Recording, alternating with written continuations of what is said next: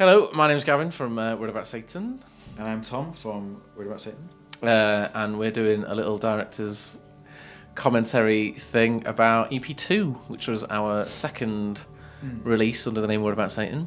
And the first as the duo. As a duo, yeah, the first one. So we thought, as the first EP was more just me, the second one, as it was me and Tom now, we should kind of revisit some of the stuff on EP1, which was basically just like demos and sketches and stuff. So there's quite a few tunes on here, like 3 I think it is, that were on the first one, but we kind of redid as Worried About Satan, the duo. And we just so we put it all down and pressed up some nice looking CDs and went around the country trying to sell them. For years, remember this. But this was kind of like the kind of the first years of Worried About Satan, wasn't it? The kind of genesis of Worried About Satan, which is quite good. Because I guess this was like the mash of all of our influences kind of coming together. Yeah, exactly. Yeah.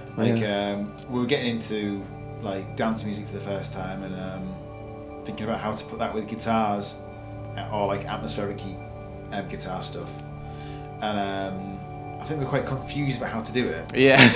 And in a bit of a rush to do it. So just putting anything in there, like everything from heavy riffs to like weird gentle ambience. Yeah, it was a bit of a weird time, wasn't it? Like trying to figure out what the band was and like what we liked and what we wanted to listen to and stuff. But it still stands up. I think it's still a nice little thing. Could do worse. No, definitely. I think we had like Underworld albums, Sigur Rós and Trent Moller. Yeah, Trent Moller was very big around this time, wasn't he? Yeah, I remember listening to a lot of him around this. All the detail in his music, and I think we kind of like thought we should put some. We'll have that. Some like weird like one-off samples. Definitely. That appear once in a track and then never again. And it was mostly because it was all done on your computer this time, not mine. So it was all. It was Logic, was it? Reason. Yeah. Oh my God, all of it on Reason. All of it in Reason. Oh yeah, because we used to record guitars in Pro Tools, that was it, and then put them back into Logic, Reason. Yeah, painstakingly. Blimey. But I remember that I think the EP started out when we did the Butterfly Effect for a compilation, and then after that I think we thought, let's start the EP. Yeah, let's just do it. Yeah, I remember that. Yeah. On the Bone. Yeah. You then went to become Pulled Apart by Horses. Bit of trivia for you there. But anyway, let's crack on. This is the first track, which was a little. It was a 9-second skit. I don't know why. I don't know why we felt the need to do 9 seconds of audio before the Butterfly Effect, but I guess it was worth it at the time, or it was a good idea. Yeah, solid, I suppose. Amazing. Yeah. It prefaced the Butterfly Effect, which is what we're going to talk about now, which was the first Tom Ragsdale original to come into. Yeah, it was. The Worried About Satan sound. Yeah. And I had like the idea for the like the guitar parts when we were doing the band, and I was just playing around with D major and then B minor, just going up, like over and over, and then I ended it with this little twinkly little like riff, and then when I was playing it in the house that I was living in with the rest of the band, the drummer like came running into my bedroom where I was playing. And so that's going to be the next track for the band, because that's like it was like some sort of like crazy guitar part that I'd done by accident. But obviously we didn't end up doing it in the band because we split up. So the first thing that I kind of brought to Worried About Satan was this guitar riff. I remember it well. And I think that you'd made the drum beat. I think I did some bit of the rhythm. Yeah. And then we worked on a demo, and I remember coming to your house because you used to live in Leeds and I lived in Bradford. Yeah. And I remember driving to your house just to practice or work on the track, I think. Yeah. And then you opened it up and it's like, oh, I've done loads to it, and then you press play and it was completely different. You'd done all this like crazy intricate like glitchy drum stuff, and I was like, well, what the hell is that? How on earth have you done that? Yeah, it was amazing. And I think we just spent like hours and hours just like putting in just just random little drum samples. Yeah, it was pretty painstaking at this point because there was no. It wasn't as easy as just dropping stuff into Ableton. Yeah, it was difficult. It was like Reason, so it was pretty difficult. Yeah, it took like a long time, and even like automating stuff, like turning up effects was really difficult. Nope. Yeah, there you go. There you are, son. Yeah. That was. I remember that being quite hard to do because I think we recorded that mega riff quite a few times and tried to put them together. Yeah. But it just sounded too. We could never get like a good tone on it or a good amount of reverb or something. So it always sounded a bit like too sludgy or too like washy or something. But yeah, there's loads of overdubs on that. There's like 5 guitars playing. Yeah. And I think the guitar that I had at the time was like a big jazz guitar. Oh, it was, wasn't it? Yeah, the big red one, yeah. Big red jazz guitar for some reason. Well, I guess it makes it really kind of like quite crunchy, isn't it? Yeah, a warm tone, I suppose. But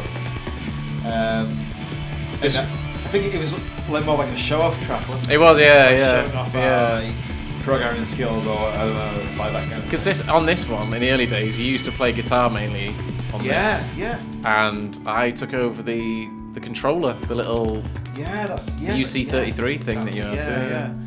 I used to take over that for a little bit, and then you used to. I played a bit of guitar. It was just like backgroundy stuff. Yeah. And then you did all this. Yeah.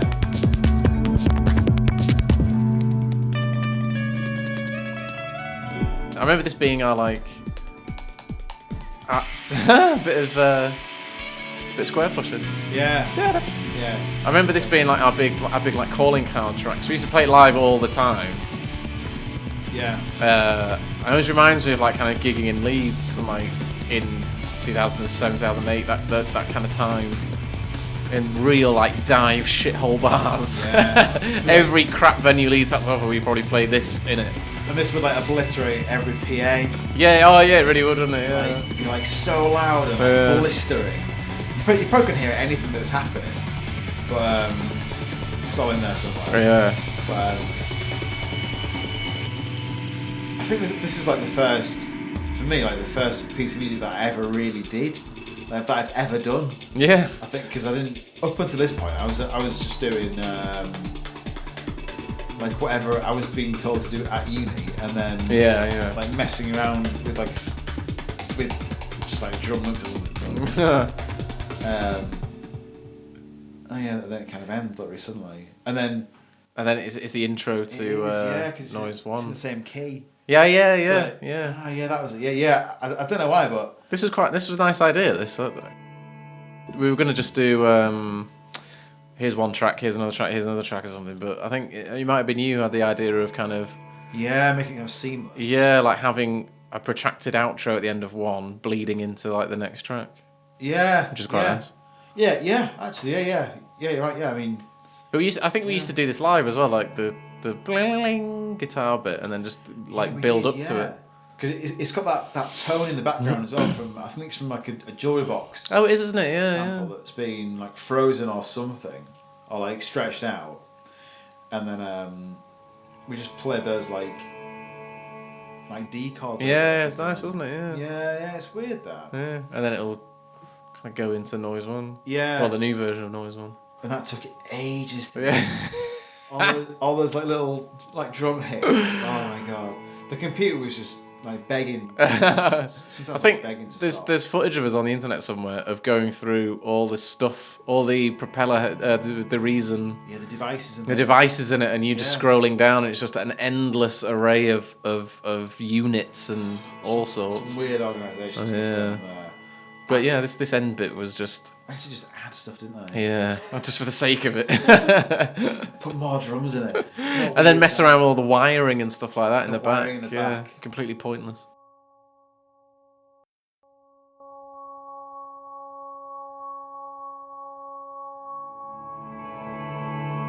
So here we go, the all new Noise One. If you were tuned into the EP1 director's commentary, you'd known a lot about. Yeah. Noise One. This is the new version, the reprise. It is like essentially the same. It is pretty much. But I think it's thousands of more drums. I think it was always meant to be Noise One if me and you had done it, whereas Noise One on EP1 was just Noise One as if I'd done it. Yeah, definitely. Yeah. So this was a lot bigger, and like had lots more stuff in it. But it always felt like quite a nice song, a nice track that would have been wasted really on EP1. Yeah. It was nice to kind of go back into it and kind of open it up and see what we could do with it again. Yeah, because I guess it felt. I think we kind of like found it tough to play EP1 live because it was like a one-man thing. Yeah. I didn't know what to add to it really, other than if we just start again. So I think. That's a weird sound. That's a creaking chair. door. I think. Yeah, that's it. Yeah, creaking chair. Yeah. Yeah, there's some crazy samples on this and some like crazy sounds, but I didn't really know what to bring to the band other than if we just start again, I guess. Yeah. So yes. I couldn't really. Looking back, it was probably a really good idea that we didn't kind of, because my technical stuff was so old, it wasn't compatible with your stuff that was fairly new, so we couldn't have just like gone, redone it anyway. So it's like. Yeah, that's right. Yeah, because I had quite a new computer. Yeah. In the Air for this, and I had like Reason software that I'd never used before, but I just kind of just jumped in really. And I think most of these sounds you actually get with the software. Yeah, it might be. Yeah. Like apart from a few like weird ones, but we used to just put all these like drum sounds in just randomly. This was. I think all the drums were you on this. I think. Yeah. God knows how long it took you to put in all the little I just wanted tiny to be like bits. Trent Moller. Yeah, that was it. Yeah. Take Me Into Your Skin by Trent Moller was like the track that we obsessed with that for a long time. Yeah. It's the best song that I've ever heard, and that was this is that kind of like homage. Tribute. Yeah. It's just so good. Oh, the little piano thing as well. Yeah. And now you're like back in there. Yeah. The original one, almost. It's strange because the first track kind of opens with a riff and just like plays for about 3 minutes, whereas this takes a long time to kind of there it is, like kind of bring in any kind of the original guitar stuff. But it's nice like that. I think it works nicely. Yeah. And there wasn't really anyone doing this stuff, was there? Like no, not really. No. When we kind of started out, it was all. This is like really weird. Like no one knew what to call it, did they? Either. No. Because it's got like live guitars with intricate electronic music. Yeah. And then they've got the original vocal thing. Yeah, that vocal sample. Yeah.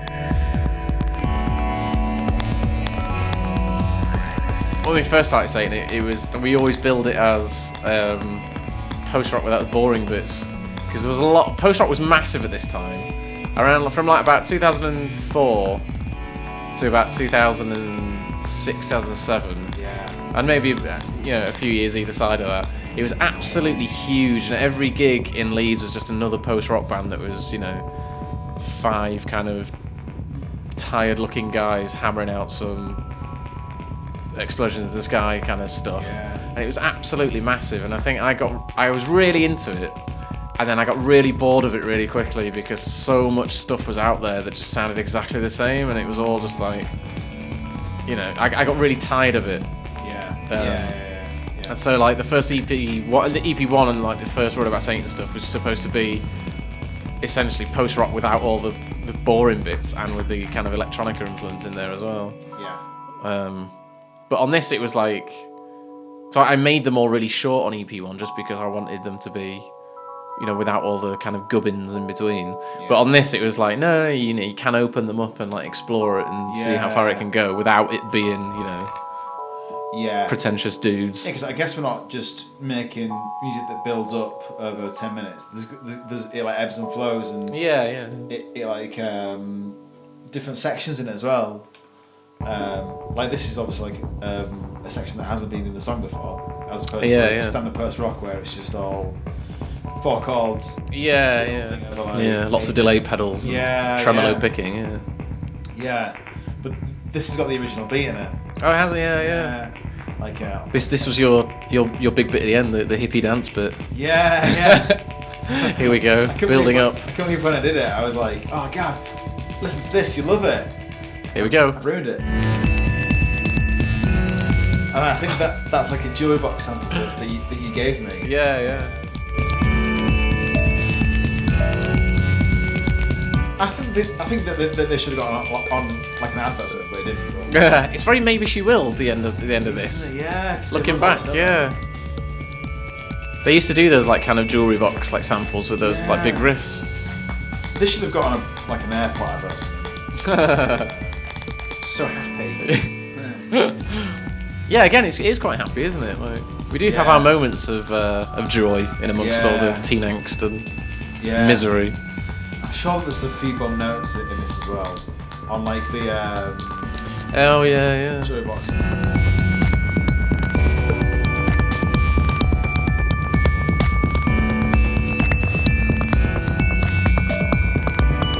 Here we go. Yeah, we hadn't mastered the art of editing at this point.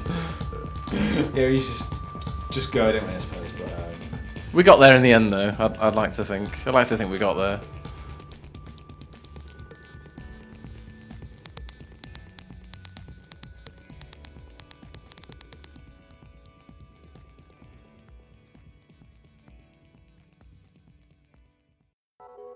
so this is our first jungle track, First foray into drum and bass and jungle, yeah. which we have recently Yeah. brought back.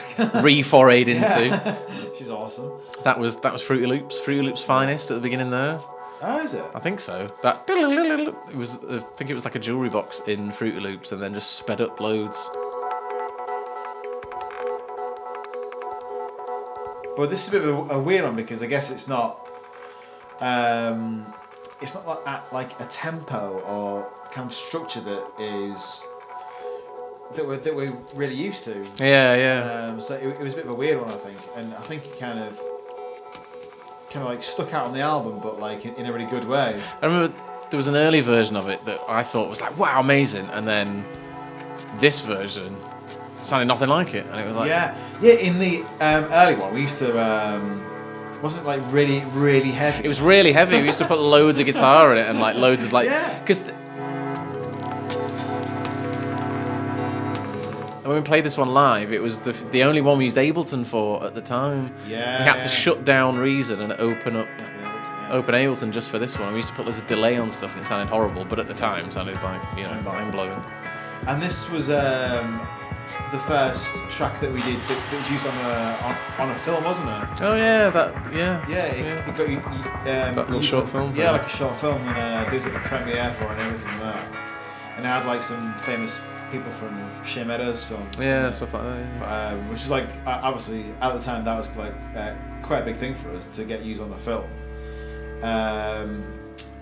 And I'm not sure what that string's from. It's a cello from another sample CD that we managed to stretch. I think we tried to get a cellist to play it, but they just couldn't do it. So we just thought, sod it, we'll just use this like one sample and try and get as much out of it as we can. Yeah, and a guy that we knew from Leeds, like a singer, he sang this bit, but I think you wrote the lyrics, didn't you?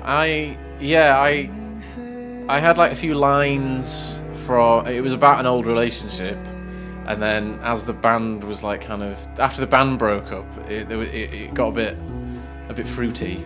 Yeah. It was all it was all kissed and made up now, but it got a bit like hairy for a little bit there, and the other half was about that. So it was quite a bit of an odd time. I think it was all a bit. There were lots of new stuff and lots of old stuff, all like flying around all the time. Yeah, it's a furious song.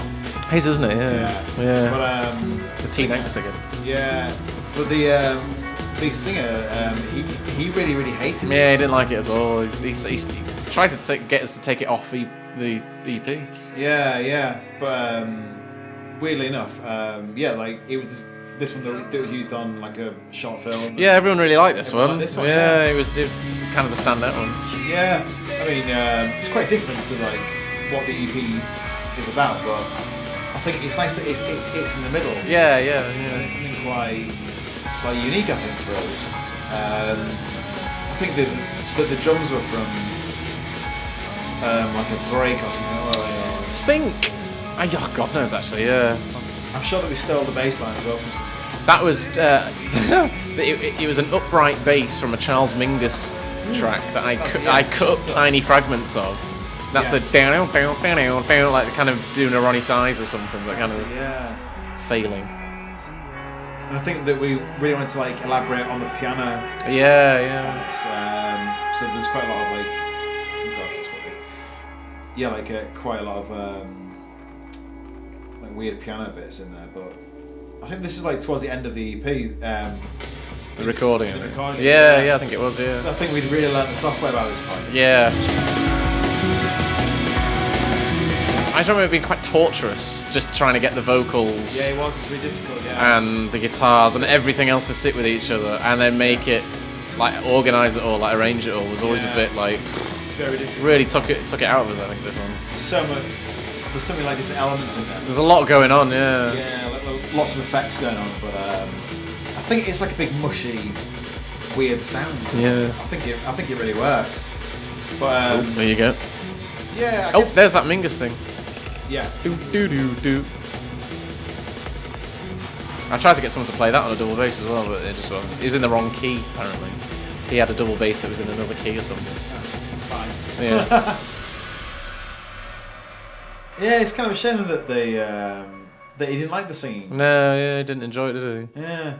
Oh well. And I think this kind of tells out into the intro for. What's after this? Morwenna. Oh, it is, isn't it? Yeah. Because I think, like Noise 1, we kind of wanted to extend it and make it kind of like droney, didn't we? Yeah. I think this was harking back to what we did live with Morwenna. Yeah. We used to build it up with loads of glistening guitar loops and then kind of steadily bring things in over time. Yeah. So we thought we'd attempt it. That's the Marshall Echo head doing the backwards delay. Yeah, and I remember that some of the clicking was recorded. Yeah, I think it was. I think Yeah. we had to chop it out somewhere. But I think we did it in the end. Yeah, Marshall, if you're listening. Yeah, yeah. Sort your pedals out. Yeah, sort it out. But yeah, we used to do that. I remember doing all this kind of stuff. It was nice. I'm not sure why we stuck it on the end of tracks because we never did that ever again. No, we never did we? No, yeah, we never repeated this little trick, did we?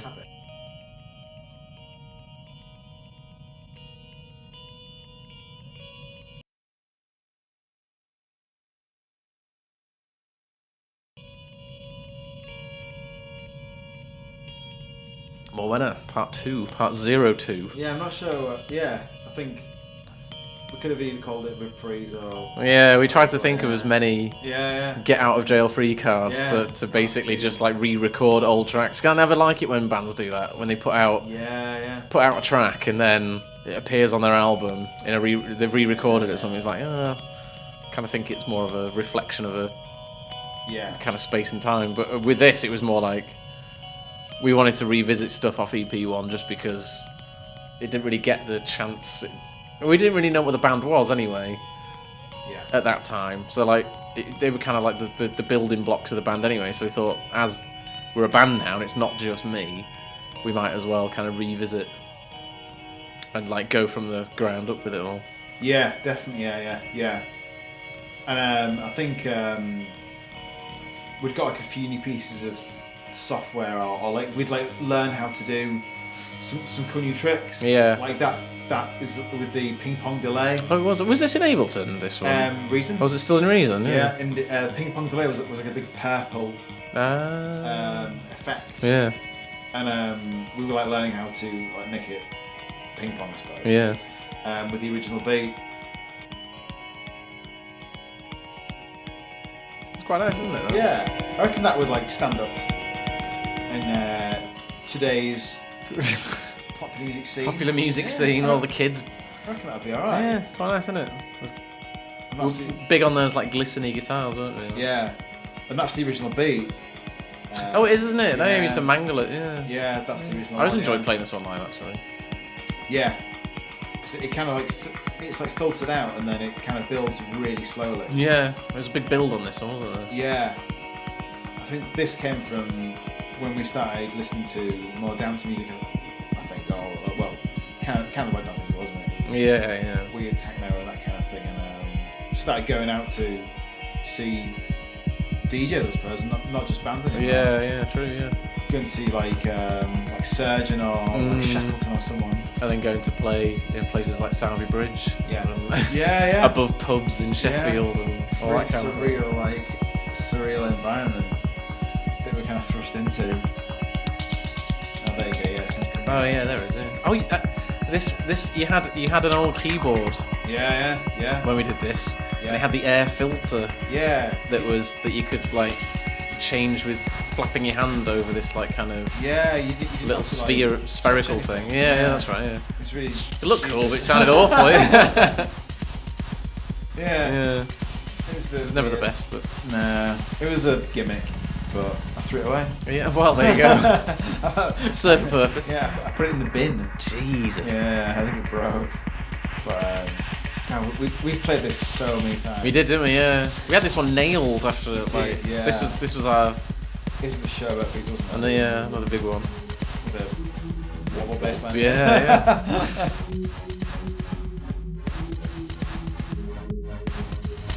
That beat's pretty like heavy. Yeah, it's pretty beefy, isn't it? I remember trying to record some guitar for this, which I think is this bit here. Yeah, that bit. Because that obviously you had to re-record that. Yeah. And I remember one night at yours trying to do it, and like I kept fucking it up, and you were like, "Just stop playing, just stop it, and just take 5." And I was like, "No, I can do it." Proper like Spinal Tap moment. And that's the. That's you, yeah. You big. That's the metal guitar. The metal guitar solo, yeah. Yeah. Yeah. I think I should have done tapping at this bit. I think like you did live, I think, didn't you? Yeah. We used to go crazy. Yeah.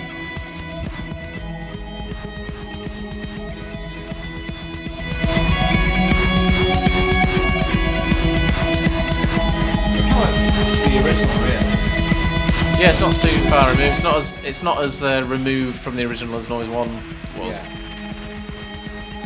Oh yeah. Cheeky buds of Canada sample in there. Pop pickers, if you can. Yeah, isn't there? Yeah. If you can spot that. Yeah. I think we were quite big into hiding things as well, like weird noises Stole and. a lot of things. Yeah. Put like weird Easter egg things in there. There's your dub bit. There's a big dubstep snare there. That got beefed up, didn't it? Yeah. Yeah, we did steal quite a few. A few cheeky samples. We still do, but we still like hide them. There's probably about 4 naughty samples in every track. Maybe more. Yeah. Doesn't matter. Yeah? Okay. There was a bit of Square Pusher in Butterfly Effects, I think. But then again, he sampled it anyway, because it's that Lynn Collins break, so yeah. it doesn't really matter. Yeah. That's quite intense guitar. It is, isn't it? Yeah. Check you out. Oh yeah, this is when he used to go mental. Red, yeah.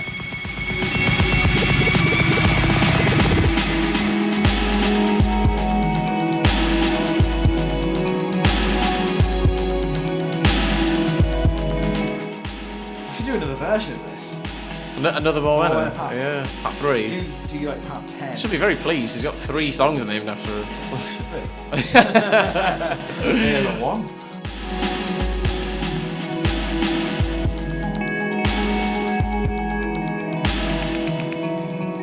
Yeah, there was a few things that didn't get used on EP2 that we used to play live. Sample beat cut up vocal springs to mind, which was some daft. We pretty much did another album, didn't we? That we didn't bother to. Yeah. Why didn't we? Because it had funk chords in it. That one. We used to play like off a sampler, and we'd get people up from the audience to play random toy box samples and stuff. Yeah. But they never really understood what was going on. Which, fair enough, I probably wouldn't either. They just used to play the same thing again, and it sounded awful. And we had a track called Epic. Epic. Which we did. Jesus, yeah, I forgot about that. I think it was just shit. We just never. And we moved to Ableton. Oh yeah, we ditched a lot of software. stuff. Yeah, Yeah, there was a few for like some bits reason, and bobs throwing around at that time Yeah. that we never really went back to. There was Noise 3 as well. Yes. That was a bit rubbish Yeah. looking back on it. That was more piano, like another piano-y kind of one. That's right. Yeah. But that never got We used. kind of had like a renovation, didn't we? Yeah, I think it was more like. Renovated the band. Yeah, it was cleaning house, wasn't it? It was just like, if it doesn't work, just get rid of it. And then we just decided to do all these. God, this one goes on, doesn't it? It does, doesn't it? Again, we really didn't. Yeah, God. really didn't know what we were doing at this point. This outro is It's cool, yeah. it's dull. This music's dull. Turn it off immediately. It's awful If you music. buy this, you're a fool. Yeah. No, you're not really. How much is it? It's £1. £1.50 for the whole thing. Everything's on Bandcamp, by the way, for Oh yeah, go and buy it and make sure we can Really still cheap. eat and stuff. That'd be nice. £1.50. This is the last song. Here we go. Yeah. First song remix. The first song. I think by this point we'd run out of cool things to call songs. So first song remix we thought was hilarious at the time. God. And it's less than 5 minutes for it, so it's Yeah. a nice short one. Just bashing it out. I think because we upped the tempo by about 1 billion BPM. We did, yeah. Because the first one's almost quite groovy because it's got that Portishead-y kind of This is just nails. drum beat. This is just like, yeah, it's like if Surgeon does Portishead or something maybe. Yeah. It's got loads of like weird guitar effects in this bit. Yeah. Make it quite shimmery. Oh yeah, that little organ thing as well. Oh yeah. Forgot about that. The organ. Yeah. I played the organ in it. Oh, you did? Yeah, you used to play it live, didn't you? Did you? Yeah. I'm sure you did, yeah. Yeah. Wow. Doodle doo. There's the There old you go, riff. there's The old the, riff. There it is. Yeah. Yeah. This is when we got into techno and started. Although we weren't really listening to a lot of Nails techno, like because this is like 150 or something. Yeah. It was more like kind of. You look back on it now and it's like crap minimal stuff we were kind of getting into at the time, but Yeah. which is a lot slower than this. But God Yeah. bless us.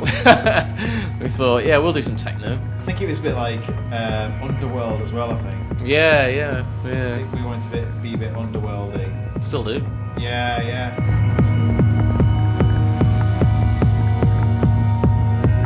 And I think when we played this live, it was pretty much just the same as how it sounds now. Yeah. Apart from I think we both just played guitar over it. Yeah, I think we did. I remember doing this at the Cockpit in Leeds at the the Future Sound event, Oh, which if you don't know is in Leeds every year. I don't know if they still do it. I don't know if they still do it, but basically it was a way of playing Leeds Festival. And they ran it was basically like a glorified battle of the bands. The winner gets to play Leeds Festival. Yeah. And we did the heats for it. We got selected to do the heats, and we played with a couple of indie bands at the Cockpit. It didn't sound anything like them. And of course, all their fans came along and looked at us in abject horror as we were like playing with computers. And one girl in the front row looked at me as this point was coming up and it was about to go crazy, and you like ran off into the crowd, like playing guitar. And she looked at me and said, "Play something normal." I was like, "Cheers, thanks for that." And then obviously this came on, and she was just like, "What?" Yeah. Oh, we sampled that was And then the metal. Yeah. Bam! There it is. That little glitch bit there. There was a bit of Mulholland Drive sampled in it, I think. Like one of the love scenes, we sampled them going like because I just thought it'd be funny to put that in. I don't know why. Yeah. Something like that. Sure that. Yeah. I remember that being in the session. Yeah. Again, that was Soundforge or the. If you missed the EP1 commentary, there was a lot about Sony Soundforge. Yeah. Or Sonic Foundry as it was, and then it was Sony. Mashing up the. Yeah, we used to like go crazy because you could cut up audio really nicely in it. You can't really do it in anything anymore, but it was really nice in that. It was really easy. And I used to just like throw in loads of stuff, and I guess I just thought, I know, the love scene in Mulholland Drive would be funny to throw in there, wouldn't it? I remember when we got this mastered, and Jay, the mastering engineer, he pretty much blew his head off. Yeah. He'd done like stuff like Burial and like dubstep, and we thought it'd be a cracking idea to give him some like metal techno. To drive all the way to London and sit in this like shack. Yeah, it's like weird shack. And I don't think he quite knew, but he loved it, didn't he? He was brilliant. He was a right laugh. I loved him. Yeah. Because I think that he didn't get the music, but he knew that we were just hungry for. To make music. He was a good guy, a really good guy. Yeah, he wasn't like. Good advice. He wasn't annoying or like, oh, what are you guys doing here? It was more like, all right, guys. Yeah, we just kind of like sat there and for like. Yeah. Oh, remember this? This was a little jewelry box thing. Yeah, that's right. Yeah. Yeah. It was recorded on my dictaphone, my tape dictaphone. That was Somewhere Over the Rainbow, isn't it? Yeah. And I thought it'd be really funny to put loads of reverb on it and then take it off as it got to the end. Yeah. Because a lot of post-rock bands do the opposite, and I thought, fuck you. I'm going to do the opposite. Right. Yeah, fuck you. There you go. That's it. EP2, done. Thanks very much. Look at that. So, Shut You Off. Shut You Off, which was That's a weird track, isn't it? It is. It was a standalone track for a compilation. Yeah. It's the second edition of the On the Bone compilation, which the Butterfly Effect from EP1 was on the first compilation. Right, yeah. And they asked us to do something, and this was the first thing we did in Ableton as well, because we ditched, we'd kind of moved away from Reason at this point. Yeah. And then this came along.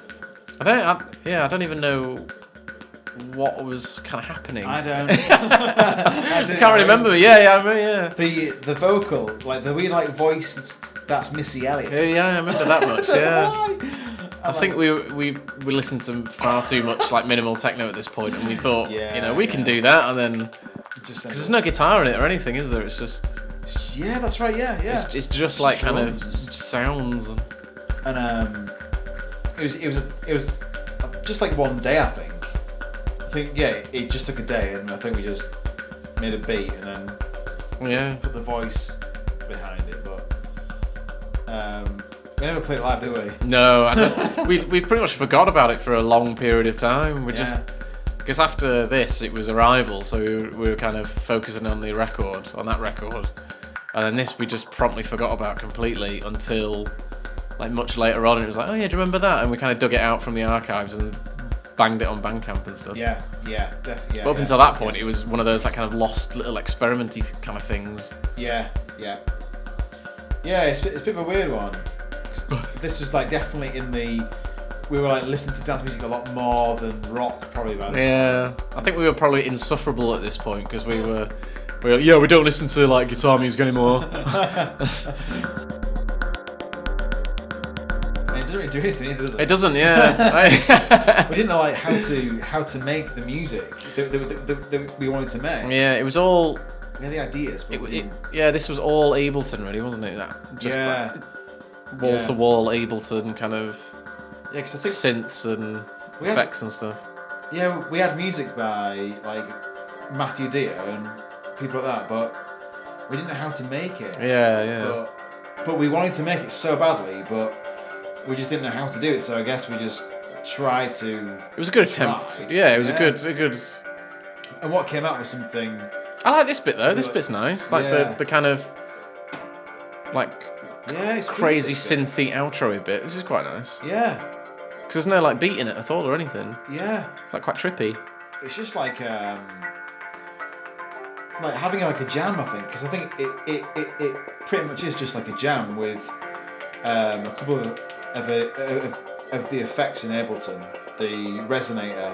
Oh, that's right. Yeah, there's a lot of that on Arrivals as well. Yeah, and just kind of having a go really, and just banging a few things on and pressing record. But I don't know why I chose Missy Elliott for the vocals. You still have like the big folder of like random acapellas, don't you? Yeah. I've got them. We did Method Man and Redman on Blood, the last single. He's in there somewhere. Yeah. If you can find it, let us know. But there are a few hip hop acapellas going. Yeah, they're quite good to just throw in there, aren't they? Yeah. Pitch them down a little bit. I put a bit of Ghostface Killer in a remix we did for Vessels. Oh right. Yeah. Yeah. It's just in there somewhere. But yeah, best way I think. Oh, yeah, it's alright, isn't it? It's kind of trundling on. Yeah. Oh. Yeah, not sure what that was. I think that was you discovering the auto filter. Yeah. Put the filter on. But yeah, this was, I think, like it was more like a stepping stone. This wasn't it? From we knew by this point what we want to do as a band, and we knew that we wanted to make electronic music. At the very least, it kind of it was us like feeling our way around. Yeah. Electronic stuff more than like guitar stuff. Yeah. And obviously a lot of the stuff on this, a lot of methods and techniques ended up on Arrivals. Yeah, this is like a tryout really, and even though that we don't play guitar on it, I think that it changed the way that we think about guitar. Yeah, really did. We started playing it through the computer instead of the amplifier. Yeah, that's true. Yeah, which is like a bit of a bold move. Yeah. So there you go. Shut you off. Oh, the title as well comes from Dead Man's Shoes. Dead Man's Shoes, yeah. The he spray paints on the wall after he's. Oh no, it's when they're all tripping. Yeah. The bad guys are all on drugs, and Yeah, Paddy Considine says he's going to shut him off. Yeah. And we thought that was amazing, so we nicked it. Yeah.